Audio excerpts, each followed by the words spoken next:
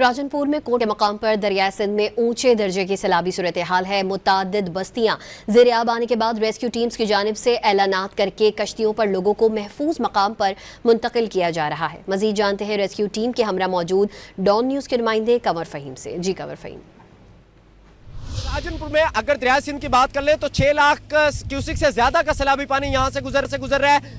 Rescue 1112 की जानिब से और साथ ही दीगर जो इदारे हैं उनकी जानिब से रेस्क्यू का ऑपरेशन इस वक्त जारी है। मैं भी इस वक्त भी एक रेस्क्यू ऑपरेशन में मौजूद हूँ जहाँ पर ऐलानात किए जा रहे हैं बस्तियों में, और जैसे कि मैं कैमरा मैन को कहूँगा वो दिखाएगा कि यहाँ पर जो लोग हैं उनको निकालने के लिए अनाउंसमेंटें की जा रही है।